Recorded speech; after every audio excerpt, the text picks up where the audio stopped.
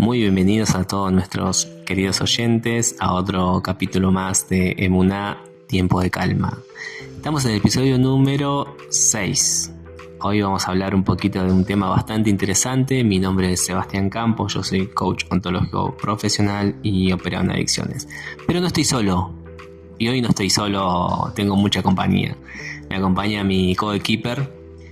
Mi nombre es Daniela Pérez, yo soy psicóloga clínica y como decía Seba, estamos muy contentos de poder estar compartiendo otro episodio más y hoy no estamos los dos, hay alguien más que nos acompaña, súper importante para nosotros y le vamos a dar las gracias. Ahora se va a presentar por estar en este episodio compartiendo este tema que vamos a decirle a continuación. Y bueno, como hemos dicho en algunos episodios ya, vamos a arrancar con nuestra primera invitada del día, de esta serie de episodios. Así que va a ser como nuestra primera entrevista, por así decirlo. Así que bueno, esperemos que le guste, sepan disculpar de antemano si hay algún error. Pero estamos tomando mate, es una charla, como buenos argentinos. Ya hicimos la previa, charlamos un montón de tiempo, pero como buenos argentinos tomamos mates y charlamos un montón. Ella la van a escuchar algo distinto, porque es de otra parte de Argentina muy linda. Pero bueno, ¿la dejamos que se presente? Sí. Bueno, hola, buen día o buenas tardes, no sé cuándo van a escuchar esto. Mi nombre es Melanie, soy psicóloga. Y bueno, trabajo con Dani y Seba, así que hoy vamos a hablar de adolescencia, que es sobre todo dirigido a las personas que se relacionan con adolescentes, no tanto en sí al adolescente en particular. Para eso puede ser otro día. Otro capítulo. Otro día nos juntamos a hacer otro episodio. ¿De dónde sos, Mela? De Córdoba, del norte de Córdoba, Jesús María. Tiene una tonadita muy linda, así que bueno, gracias Meli por venir, gracias por estar acá, por acompañarnos, por también ser parte de este desafío que es para nosotros poder compartir la salud mental y el desarrollo personal, como decimos desde la parte de SEBA, y poder concientizar de estos temas, sensibilizar y poder brindar también herramientas, información. En específico hoy vamos a hablar de adolescencia, como decía Meli, y la importancia de la adolescencia. Y bueno, para esto les vamos a preguntar a Meli, ¿qué es la adolescencia, Meli? Bueno, empezando porque siempre se ve la adolescencia como si fuera solo una etapa de crisis. Y pienso que estaría bueno verlo desde el lado de una etapa de reconstrucción, no de crisis, ya que es una etapa de reorganización cerebral, hormonal, psicológica, social. Bien. Entonces, primero para entender qué es lo que sucede y poder comprender a los adolescentes, estaría bueno saber que hay un cambio en el neurodesarrollo. Bien. Es decir, el cerebro del adolescente funciona muy distinto al de un adulto y muy distinto al de un niño. En el adolescente prima sobre todo el sistema límbico, que es básicamente lo que maneja las emociones, los impulsos, la búsqueda de satisfacción inmediata. Bien. A diferencia del cerebro del adulto, en donde debería predominar la corteza prefrontal, que es decir, lo que nos ayuda a ser más racionales, a tener relación causa-consecuencia de nuestras acciones. Claro. En el adolescente, lo que sustenta, digamos, su actividad diaria es el sistema límbico, y la corteza prefrontal está en desarrollo y generalmente se dice que se termina de desarrollar hasta los 25 años aproximadamente. Entonces es como que uno está usando un auto en donde el motor todavía no está bien formado, pero uno tiene que seguir usándolo. Uno no puede acostarse a dormir y pasar la adolescencia mientras la corteza prefrontal se forma y despertarse y ser un adulto funcional en la cotidianidad, digamos. Claro, qué interesante ese ejemplo. Tal cual, ¿no? Estoy pensando, ¿no? en qué tipo de conciencia están teniendo los adolescentes, ¿no? Cuando uno habla de por ahí que buscan esta sensación de adrenalina, siempre al borde, siempre al límite, bueno, es justamente también porque hay algo biológico y fisiológico adentro que está pasando en este cerebro que está en pleno desarrollo y crecimiento.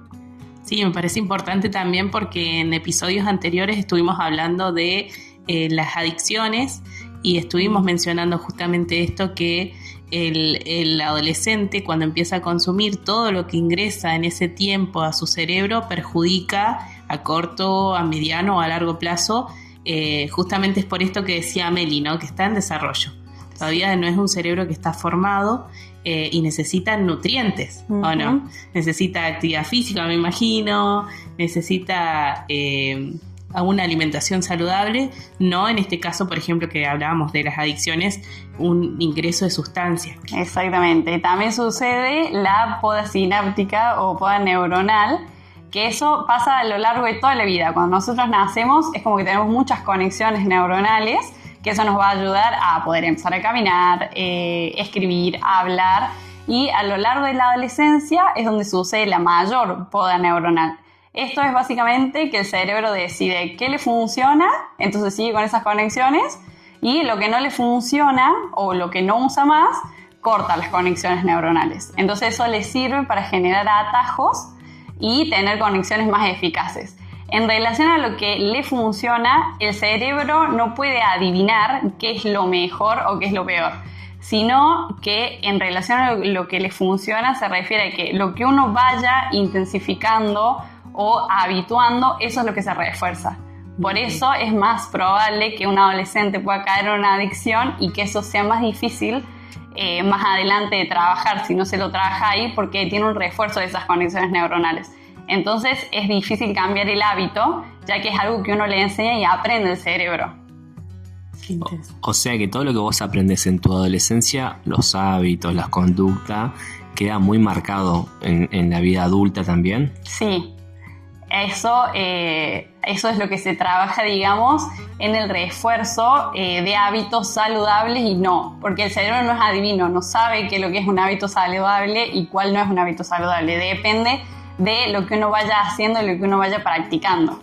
Claro. Me hace acordar mucho cuando habla de poda y demás a la película Intensamente. Se me vienen imágenes de la película en la cabeza, no sé si todo el mundo la ha visto, pero bueno, creo que sí, ya la mayoría la conoce la película. Se me viene la imagen, ¿viste? Cuando se están cayendo esas torres. Exacto. Que es justamente la poda que representa la película. Porque hay que hacer espacio para nuevos recuerdos, ¿no? También nuevas experiencias. Bueno, tengo un montón de preguntas, no me quiero desviar, ¿viste? del tema, algunas me las voy guardando, después si nos falta alguna pregunta las vuelvo a retomar. Pero bueno, básicamente, como dijo Mele, entonces es un cerebro que está en pleno desarrollo, en pleno crecimiento, y es como un auto que todavía no está terminado de hacerse. Sí. O sea, está dando como sus primeros pasos fuera del taller. Igual hay que usarlo. Igual hay que usarlo, tal cual. Esto también pasa, Meli, porque a veces los papás identifican que mi hijo, por ejemplo, antes se juntaba con un amiguito y ahora ya no se junta más. Era su amigo de la infancia y ahora cambió de amigos. ¿Qué pasó que no se junta más con él? Es por todo esto, ¿no? Porque va construyendo desde otro lugar. Yo tengo un recuerdo una vez que hicimos con Dani un taller que juntamos, veníamos trabajando en un grupo de adolescentes y juntamos los adolescentes y a los padres después en un encuentro. Y me acuerdo patente porque hicimos una actividad en conjunto con ellos y pusimos una serie de preguntas que respondieron los adolescentes en un papel y las mismas preguntas respondían los padres en otro papel. Y después, al mismo tiempo, abrían los papeles y cada uno leía lo que había respondido. Era obviamente siempre referido a los gustos del adolescente. Y yo me acuerdo patente que a veces el adolescente parecía, no sé, un sabor de helado, un gusto de helado y decía, no sé, dulce de leche, ponele. Y la madre abría el papel y había puesto frutilla. Y no, y le decía, mamá, eso me gustaba cuando yo tenía 7 años. Y hoy tiene 16, 15 años. Y bueno, ellas lo que se descubrió, porque fue algo general, eran como 10 papás más o menos, 10 adolescentes. Lo que se descubrió justamente en ese encuentro que ellos habían quedado con la imagen de su hijo de los 6, 7 años. Y en este periodo de crecimiento y de adolescencia los gustos fueron cambiando muchísimo. ¿no? Y creo que tiene que ver con todo esto que vos estabas planteando recién. O sea, hay cosas que se van quedando de esta poda, y hay cosas que van cambiando, que van mutando, nuevas experiencias que van teniendo también y van formando como esta parte del lóbulo frontal, ¿no? Bien, y ya que estamos hablando de esto, Meli, tenemos otra pregunta acá, que es ¿cómo se construye esa identidad? Bien, lo que pasa en la adolescencia, aparte de todo esto neurobiológico, también es a nivel social, quieren construir una identidad. ¿Esto qué es? Diferenciarse de lo heredado, básicamente cómo venían haciendo su vida en relación, eso empieza a cambiar, porque las opiniones relevantes para ellos empiezan a ser la de los amigos, la del influencer de turno, la del equipo de fútbol que les gusta, La del músico también. la del músico. Entonces, no es que ellos quieran contradecir absolutamente todo lo que los padres le inculcaron, Sí. sino que están intentando ver si esas ideas de sus papás son suyas también, son internalizadas, o si solamente lo están haciendo por imposición. Entonces empieza este cuestionamiento interno de buscar básicamente quién son, y no es una pregunta filosófica que se hacen, sino es estructural. Quieren construir cómo va a ser su vida de ahí en adelante, y también porque empiezan todos los cambios a nivel hormonal, cambio físico, hay una distorsión de su imagen propia. Claro. Entonces empiezan todas estas preguntas y estos cuestionamientos, y que no es porque rechacen lo que los padres le han enseñado, sino es la necesidad de exploración que tienen. Claro.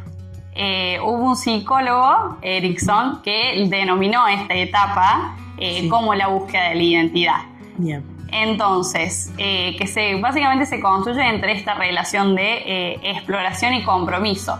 Explorar es cuestionarse, hacer prueba y error, y al final de todo comprometerse con algunas de esas cosas, que pueden ser muy variadas. Entonces, lo común y lo esperable es que estén en esta etapa de todo les gusta un poco y dudar con qué quedarse. Es lo normal, el cambio de pelo, la ropa, el estilo de música. Claro. Todo eso está en búsqueda de una identidad que ellos quieren para ellos mismos. Y al mismo tiempo esta relación de poder identificarse con lo que les gusta y formar su grupo, digamos, de pares, de amigos. Claro. Y pertenecer también. Están las dos cosas. Quieren identificarse y ser un individuo distinto, pero al mismo tiempo pertenecer. Entonces, entre el cambio biológico, entre estas preguntas que les surgen en esta etapa, hay todo una mente revolucionada. Claro, es como este instinto gregario de identificación, ¿no? Uh-huh. Por eso los padres que nos están escuchando tienen que entender que es normal, no es que estén, no los quieran más, que los rechacen, sino que es parte del desarrollo y del crecimiento de ellos. Tal cual, estaba pensando justamente en eso, ¿no? Que bueno, empiezan a generarse esos conflictos, ¿no? Que el padre se quiere quedar con que, no, si te gustaba esto, lo que hablábamos recién, te gustaba la frutilla, ahora te gusta el dulce de leche. Entonces como que bueno, empiezan esta serie de conflictos porque están formando su propia identidad, que es parte del crecimiento, ¿no? Y me hace acordar mucho que en estos últimos años se está viendo mucho el tema del mate en Argentina. Justo recién estábamos hablando un poquito del mate, y uno toma con sus abuelos o con sus papás, tomaba mate de ese mate chiquitito, bien, si se lava no importa, bueno, un mate como era, un mate muy normal. Y hoy está el mate técnico, ¿viste? El mate que tenés las montañitas, le haces la montañita, viene con la virola imperial que se le dice, ¿no? El termo, bueno. Y creo que bueno, es algo que los jugadores de fútbol han reflotado bastante. Entonces como el adolescente toma ese modelo y vuelve a reflotar el mate en la adolescencia. Y hoy se ve muy normal esto de que anden con el termo de mate, que anden con la yerba, que es una yerba distinta, le intentas hacer la montañita, y eso es algo socialmente impuesto ya en la adolescencia. Entonces ves un montón de adolescentes. Claro, los identifica, porque antes el mate era la pava en la casa, calentamos la pava en la hornalla, y el mate estaba dentro de la casa. Ahora es como que se sacó afuera y es social, pero también es como identificarse con lo que decía Seba con los jugadores, por ejemplo. Tal cual, bueno, si tomás mate afuera en la plaza, normalmente el adulto, el mayor, el que lleva el termo, que llevaba el mate, hoy ves al adolescente con los mates abajo del brazo, que a mí me parece espectacular, me parece genial, pero bueno, es como que los jugadores reflotaron eso y esta identificación de los adolescentes lo hizo viral por todos lados. Sí, también lo que se nota mucho, o sea, hay esta búsqueda de autonomía, sobre todo, progresiva, del vínculo con los padres o con las personas con las que viven, quienes los han criado, buscan esta separación, esta autonomía, pero al mismo tiempo hay una necesidad de contención de ese mismo lado. Entonces hay una ambivalencia. Por ejemplo, un adolescente decide cambiar de estilo y cortarse el pelo. Entonces la madre, padre, tutor, quien sea, lo deja que vaya, dice, bueno, le dejo su libertad, entonces estoy haciendo un buen trabajo. Cuando ese corte o ese estilo no le gusta, viene y dice, ¿por qué me dejaste hacer esto? Entonces pasa desde el lugar de la libertad a buscar la contención y buscar la justificación de la acción en el adulto. Recae de vuelta la culpabilidad o la responsabilidad en el adulto. Entonces esta ambivalencia entre quiero ser autónomo, quiero tener mi independencia, pero cuando pasa algo busco esta figura significativa para mí para que me lo solucione de alguna forma. Entonces están en ese crecimiento, entonces uno no sabe cuándo hablarles, cuándo no. Un día algo les molesta que al otro día les gusta, entonces genera este conflicto en cómo me acerco. Si nunca es como que nunca le tengo el timing para hacerlo. Tal cual. Es como que, bueno, ellos quieren hacer sus cosas, pero cuando miran de reojo quieren que estés ahí. Sí. Entiendo como que buscan esa seguridad y dicen, bueno, quiero hacer esto, me largo a hacer esto, me corto el pelo y demás, pero cuando miran de reojo quieren que estés ahí para sentir esa seguridad. O bueno, en todo caso reprocharle de por qué me dejaste hacer esto. Más el reproche. Claro. Bueno, justo ayer estaba viendo un video que se lo mandé a Dani. Es una chica adolescente que tenía el pelo largo y se cortó el pelo a los hombros y bueno, no le gustó cómo le quedó, se larga a llorar y le reclama a la madre, ¿cómo me dejaste hacer esto? Y estaba el padre al lado y le decía, le pedía plata para las extensiones. Entonces, bueno, justamente se da esto, se cortó el pelo, no le gustó y le reclama a la madre y al padre le pedía la plata para que solucionar el problema que se había generado, ¿no? Pero bueno, justo me da el ejemplo tuyo, Mela. ¿Quieres una pregunta? No, te quería acomodar el micrófono. Está bien, me quería acomodar el micrófono. Bien, bueno, ¿y cómo influye un poco también esto de las redes sociales en ellos? Hoy prácticamente no hay adolescente que no tenga redes sociales, no hay adulto casi que no tenga redes sociales, ¿no? Pero bueno, ¿cómo influye esto en ellos? Sí, primero es que todo cambió, ya la identidad no se forma frente a un otro físico, se forma frente a un otro digital. Todo pasa por las redes sociales. Entonces, los factores comunes, como podrían ser la comparación, el deseo de lo que el otro tiene, ahora se intensifica más porque está todo a un clic. Y a ver Reels y a ver TikTok, Instagram, entonces se crea como esta idea de querer eso imposible que se muestra, eso perfecto que se muestra en las redes, y es muy difícil hacer entender a una mente del adolescente que está en busca del deseo constante y de la satisfacción inmediata, que las cosas no se construyen de un día para el otro y que no todo es aesthetic ni lindo y presentable como se muestra, sino que hay una construcción atrás de ese relato que se muestra. Entonces, esto lo que les genera es mucha frustración, porque es el deseo de lograr todo eso de la misma forma que lo logró el influencer que les gusta, el deportista que les gusta, sin tener el procedimiento adquirido de hacerlo. Entonces esto genera mucha frustración. Y también lo que genera es el bullying, el acoso, los problemas de conducta, de alimentación, están al alcance también de la misma mano del deseo que ellos tienen de formar esa identidad. Entonces, ¿qué pasa? Hoy en día una persona puede no sufrir bullying, un adolescente en el colegio, en el grupo de amigos, pero sí sufrirlo en las redes sociales.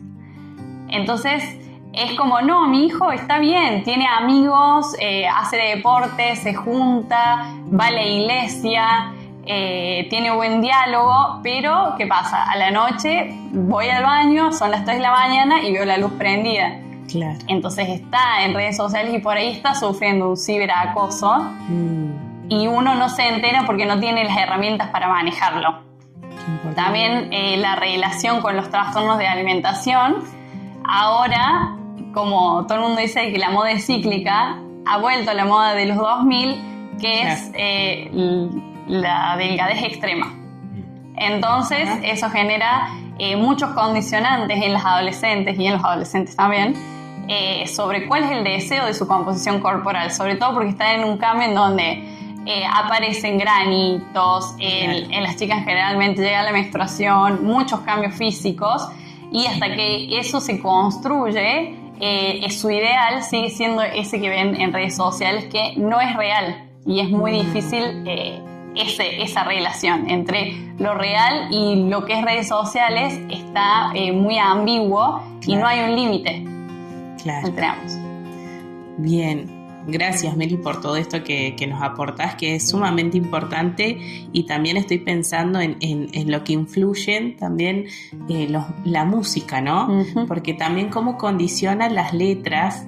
Tal vez los papás que nos están escuchando a veces no dimensionan las letras porque están muchas veces en inglés.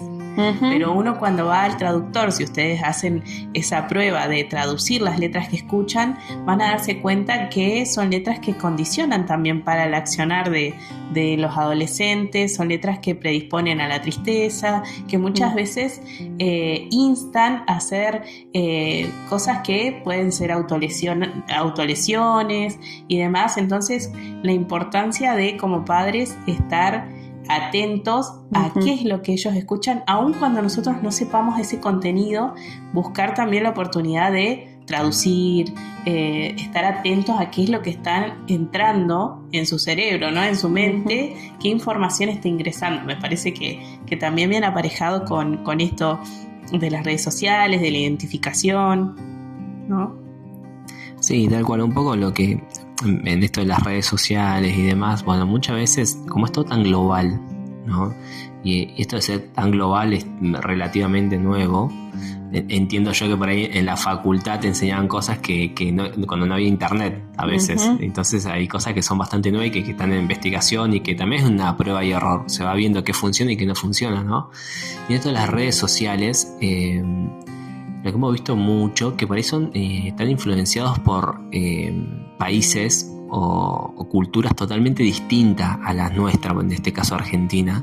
Entonces se da como una oleada de la gente de Corea, de la gente de Japón, ya sea por las novelas, por las redes sociales, por la música. Se va dando algo cultural que se quiere implementar acá en Argentina, que es totalmente distinto. Entonces, bueno, esa oleada, digamos, de influencia de ese lugar o de esa parte del mundo, a veces no es compatible con la cultura nuestra. Y bueno, se generan como estas cosas que se habla, por ejemplo, de, no sé, del suicidio, de la muerte, de forma totalmente distinta como lo ve la parte nuestra latina. O de Sudamérica. Entonces vienen con esta, desde las redes sociales, ¿no? Como que toman material de allá y lo quieren implementar acá, y es totalmente distinto también. Entonces los padres, estar atentos a eso. Hoy hay mucho video en YouTube, yo creo que hay mucha información en YouTube de cómo poder vos estar atento, o qué herramienta puedes obtener también para trabajar con tu hijo adolescente, o qué es el ciberacoso. Entender también, buscar información, entiendo yo, desde ese lugar, ¿no? Como hay muchos filtros que uno puede poner también. Se da mucho la discusión de algunos videojuegos. En el caso nuestro hay muchas apuestas en línea también, que se ha dado muchísimo en los adultos. Más cuando viene esta época que hay que estar atento, que viene esta época de mundial. Sí. Entonces muchas de las redes sociales empiezan a promocionar torneos como torneos de redes, torneos de internet, y vos pagás eso, y bueno, se empieza a viralizar mucho en el adolescente. y se genera un nicho de clientes para estas empresas que no estaba abarcado y que ahora se dieron cuenta que es muy productivo y empiezan a abarcar y empiezan a hacer publicidades y bueno, empiezan a invadir mucho las redes. Entonces hay que estar atento a las redes sociales. Creo, y esto es una opinión mía personal, creo que hay que tener cierto equilibrio también. No podemos aislar a un adolescente, a una persona de lo que es el internet o de lo que son las redes sociales, porque hoy es algo que está instalado y que también es una salida laboral para muchos. Entonces entiendo yo que no sé si es encerrarlo en un lugar, sino aprender a gestionar, a hacer unas medidas de control. Sí, exactamente, porque uno no puede obligar a otro a hacer lo que uno no hace. Si uno pasa 5 horas scrolleando en Instagram, en TikTok, tampoco podés obligar a alguien, mucho menos si te ve como una figura significativa, a que el otro lo haga si vos no lo haces. Claro. Entonces, también es buscar una regulación, pero ir viendo señales, no invadir al adolescente, decirle no puedes usar redes sociales porque hace mal al cerebro, porque te predispone a la pornografía, porque genera adicción. Claro. Sino ir viendo señales. La principal señal es si la persona, o el adolescente en este caso, cuando está triste, cuando está enojado, busca como único regulador emocional scrollear en Instagram, ver videos. Si esa es su única forma de regular la emoción, ahí sería un problema.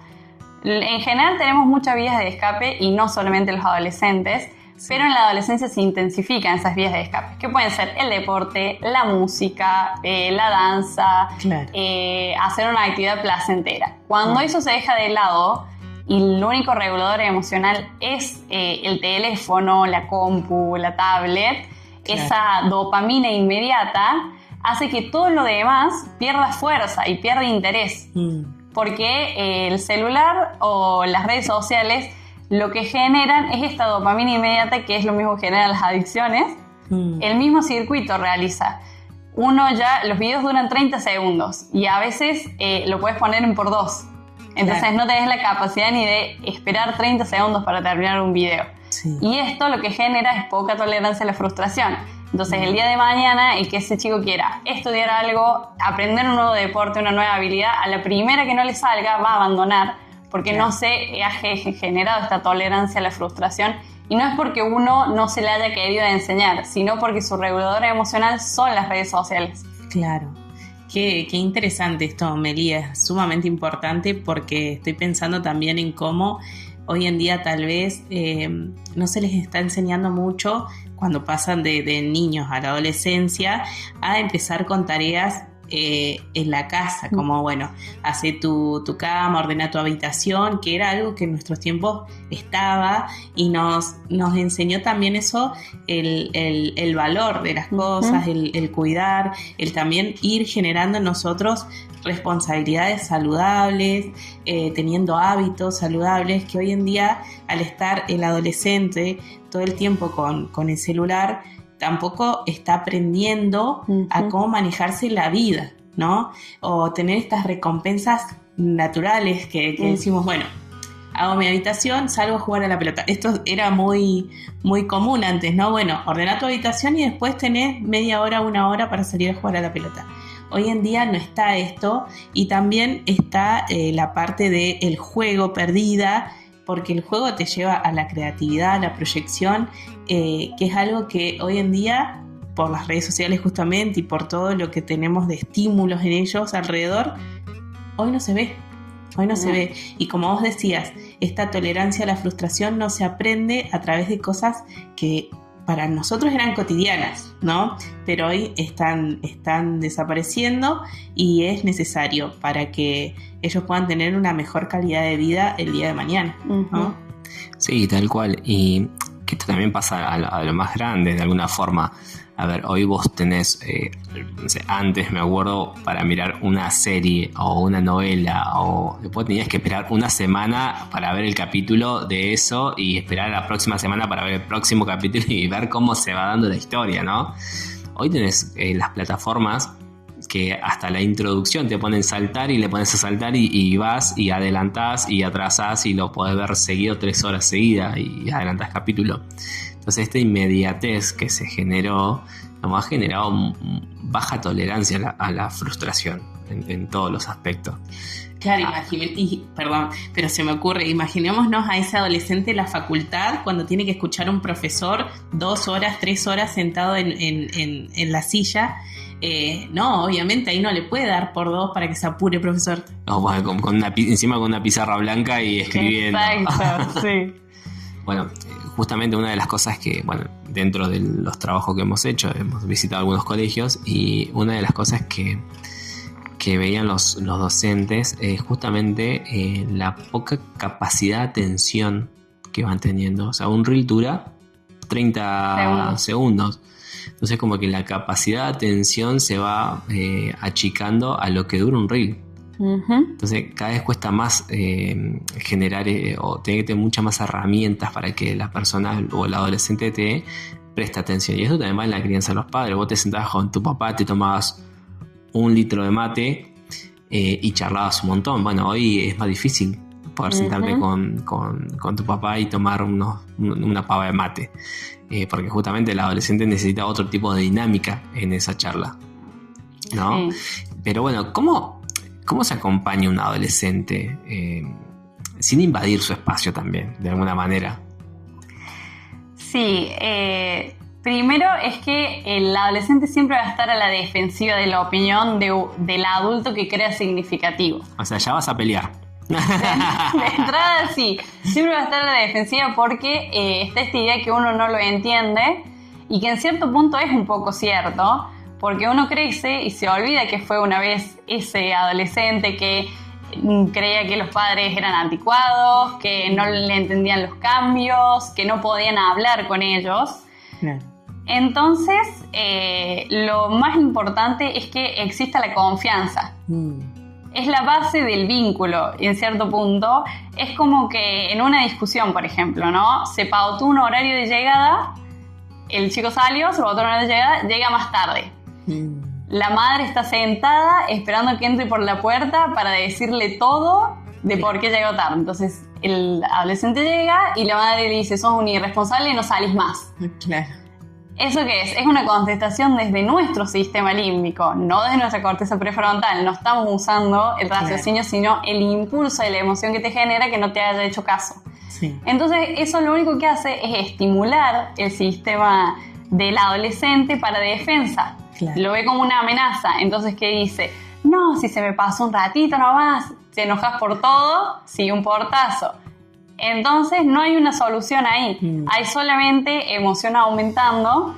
Lo ideal en esos casos es de alguna forma que el adulto le preste su corteza prefrontal a ese adolescente que todavía se está formando.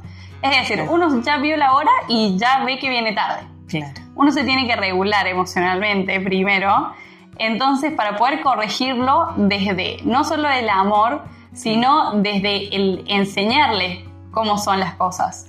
¿Sí? Esto del aprendizaje o de la enseñanza respetuosa no es dejarlo hacer lo que quiera y que no tenga consecuencias sus actos, sino es, en el momento que ingresa, uno está regulado, uno respiró, ya sabe cómo contestar, es preguntarle: che, ¿por qué llegaste tarde? La explicación que sea que des, se estuvo divirtiendo, se le fue la hora.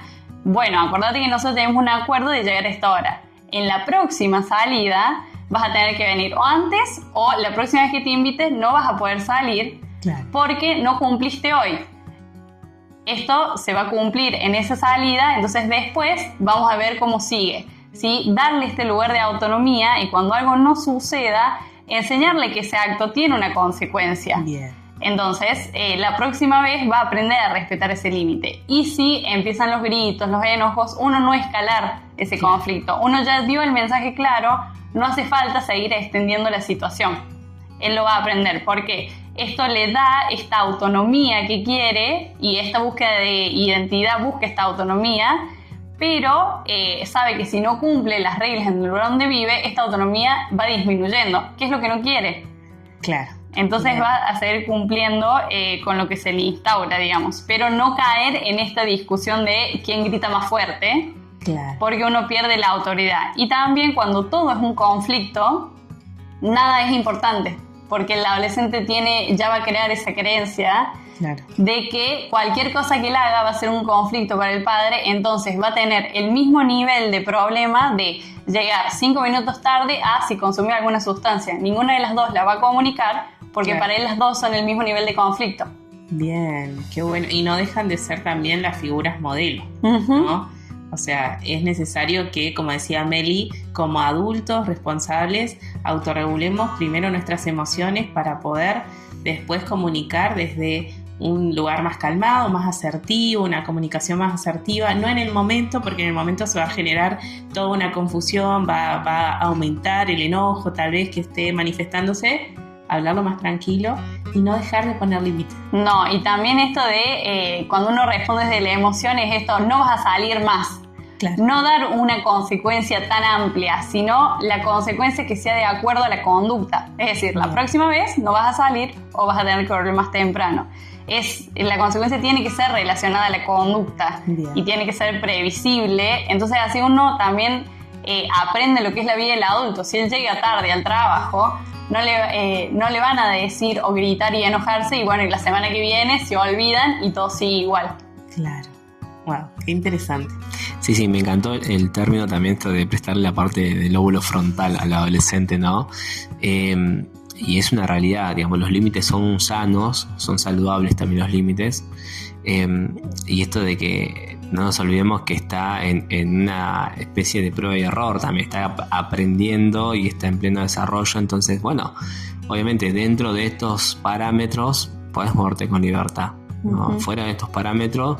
Y si yo evalúo que ese parámetro es riesgoso para vos, te voy a decir que no. Y si yo evalúo que vos podés afrontar eso, te voy a dejar afrontarlo. Y llegar a estos acuerdos, ¿no? Y me encantó esta parte de ser claro, porque el adulto no es claro muchas veces. Entonces, es claro, llegaste tarde, la próxima salida o el permiso que me pidas para salir con este amigo, o con este grupo de amigos, o con esta situación, o llega más temprano o no salís, porque no cumpliste lo pactado, el previo acuerdo que vos tuviste conmigo, ¿no? Entonces, poner límites claros. Sí, se me viene a la cabeza un ejemplo de cuando aprendemos a caminar, ¿no? Es como que el bebé va guiando dónde ir, pero el adulto es el que le va tomando las manos y sabe cuando está llegando a un lugar peligroso, no lo va a dejar avanzar. Entonces, ellos necesitan esta supervisión, tal vez más de lejos, pero nunca sacarle los ojos de encima, ¿no?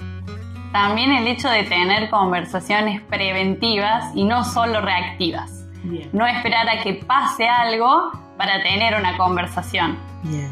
Sino, por ejemplo, en relación a la pornografía, está al alcance de un clic ahora. Sí. Está aceptado socialmente, lo puede acceder cualquier persona y ya no está la parte económica, es decir, no hace falta pagar. Claro. Sí, es verdad. Entonces, en ese caso, cualquier página a la que uno entre, en algún momento sale algún anuncio, alguna publicación, algo que puede desestabilizar y tal vez inicia por curiosidad, pero eso no tiene un buen camino y si la persona no tiene una enseñanza o una explicación previa a eso, termina aprendiendo de lo que ve. Claro.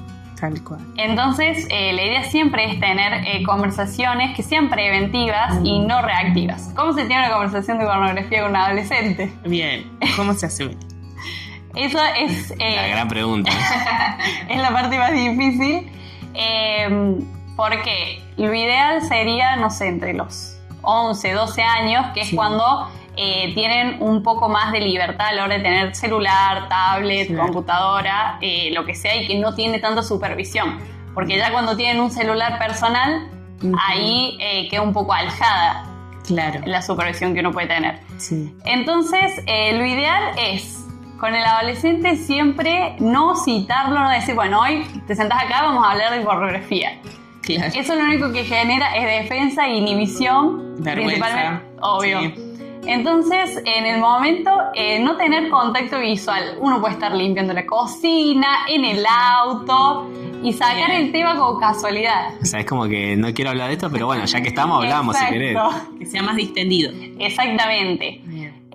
¿Por qué? Porque así el adolescente no lo toma como un ataque o como todo es peligroso y todo es riesgoso. Claro. Sino como un aviso. Sí, decir, bueno, vi esta noticia, esto pasó con en una situación, ¿qué sentís vos?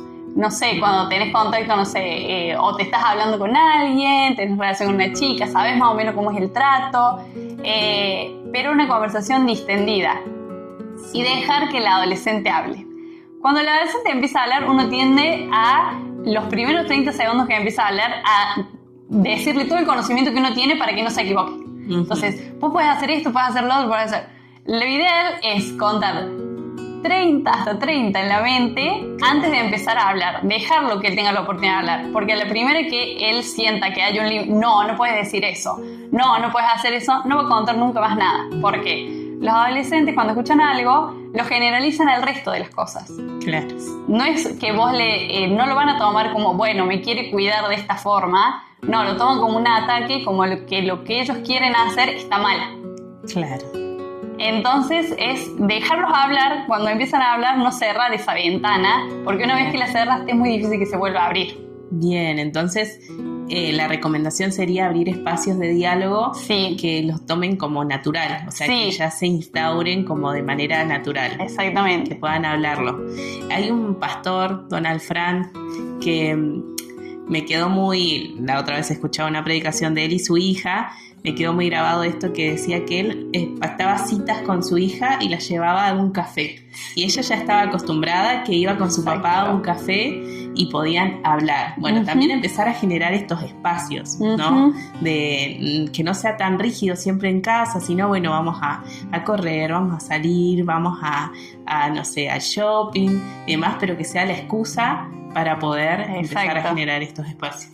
Tal cual. Yo tengo un recuerdo con un amigo, un gran amigo mío.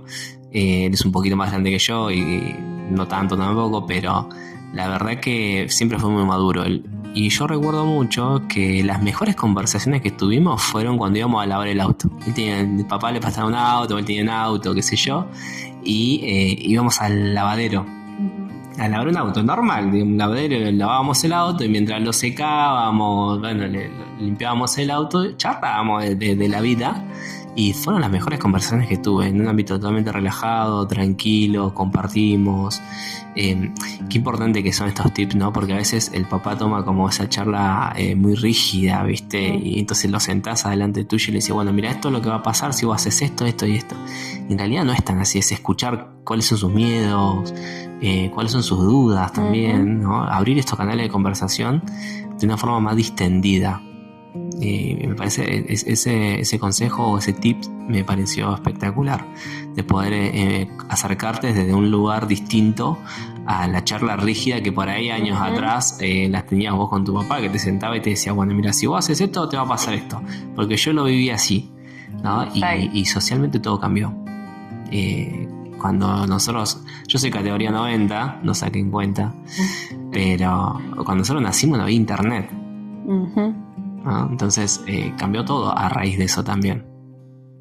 Sí, también el entender de que la confianza es la base con el adolescente y perder la confianza es muy fácil con ellos. Sí. Cualquier cosa que vos les digas, cualquier comentario que ellos sientan de una forma negativa, van a cerrar esos caminos. Claro. Entonces, lo ideal también es cuando vienen o ellos con una pregunta o se quiere tratar de un tema, es preguntarle qué saben primero. Claro. Porque por ahí ellos tienen una información, pero es una información errónea, porque la han aprendido de alguna otra forma, de un reel, de un video, de cualquier otra forma. Entonces, preguntarle qué es lo que sabe antes de instruirlo, porque generalmente quieren que los escuches. Claro. Entonces, dejarlos hablar y después decir, che, mira, me parece que esto no está tan de este punto, podríamos verlo de otra forma, mira que si haces esto, no sé si tiene estas consecuencias directas. También en el hecho de cuando plantean un sueño o un deseo de algo. Sí. Por ejemplo, esta costumbre, de no sé si sigue hoy, pero de que alguien diga, bueno, quiero ser, en el deseo de identidad, quiero ser fotógrafo. Sí. No, porque eso no te da plata. Claro. Te vas a morir de hambre. Claro. estas creencias generan en la mente del adolescente como una grabadora de voz. Cada vez que quiera hacer algo, como generalizan a todo, van a buscarle, en este caso, qué es lo que económicamente le puedo sacar. Entonces, desde una perspectiva adulta, ¿no? Claro. Entonces, no van a querer o van a frustrar estos sueños. Y no es el sueño frustrado en sí, sino en cualquier cosa que quieran emprender que socialmente, económicamente no dé, por ejemplo, tanta plata como debería, lo van a limitar. Claro. En todo lo que quieran avanzar. Entonces, la idea es no cortarle el deseo, pero sí enseñarle cuáles son las dificultades de lograr ese cometido. Entonces, en el momento que ya, no sé, quiero ser fotógrafo. Bien. Bueno, veamos cuáles son las dificultades, veamos a quién seguís que querés ser fotógrafo.